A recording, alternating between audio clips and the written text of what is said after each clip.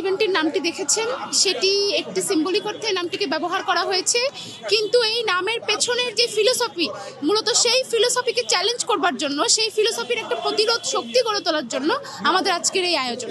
আপনারা দেখবেন যে আমার অন্য আমার চয়েস এই ধরনের নামে যখন আমরা পোশাক, এই ধরনের নামে যখন আমরা ইভেন্ট খুলছি, আজকে যখন একটা সমাবেশ করার চেষ্টা করছি, তখন দেখবেন যে ওড়না নিয়ে গোটা সোসাইটির, মেয়েদের পোশাক নিয়ে গোটা সোসাইটির আসলে দৃষ্টিভঙ্গি কি সেইটাকে আসলে খুব ভালো করে বোঝা দরকার এবং সেটার বিপক্ষে আসলে একটা প্রতিরোধের শক্তি গড়ে তোলা দরকার।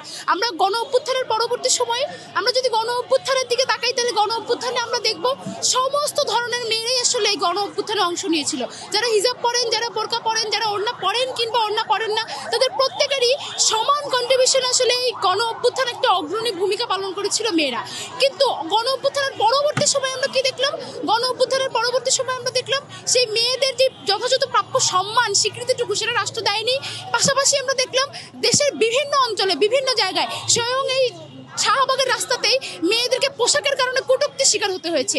এবং যারা এই কটূক্তি করেছে, যারা এই ধরনের অন্যায় করেছে, তাদেরকে আবার একদল মানুষকে থানা থেকে ছাড়িয়ে এনেছে ফুলের মালা বরণ করে নিয়ে। তার মানে এই যে নিপীড়ককারীদের, কটূক্তিকারীদের, ইফটিজিং যারা করছে, তাদেরকে যে ফুলের মালা বরণ করে, ফুলের মালা গলায় দিয়ে হৈ হৈ করে নাচা যায়, এই দৃষ্টান্ত বাংলাদেশে তৈরি হচ্ছে।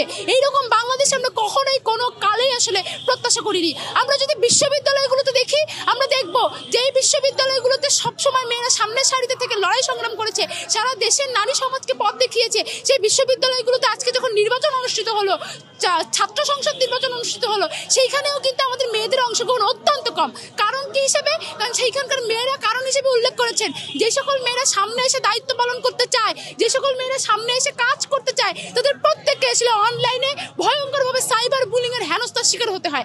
আপনারা সাম্প্রতিক সময় দেখবেন জাহাঙ্গীরনগর বিশ্ববিদ্যালয়ের একজন শিক্ষিকার নামে জামাতের একজন নেতা মামলা করেছেন। শুধু মামলা করে ক্ষান্ত হননি, জামাত তার সাংগঠনিক যে পরিকল্পনা, সেই পরিকল্পনা মাফিক অনলাইনে ইভেন্ট খুলে তাকে নানা রকম ভাবে বডি শেমিং করা থেকে শুরু করে, পোশাক থেকে শুরু করে ভয়ঙ্কর নোংরা আক্রমণ করে চলেছেন।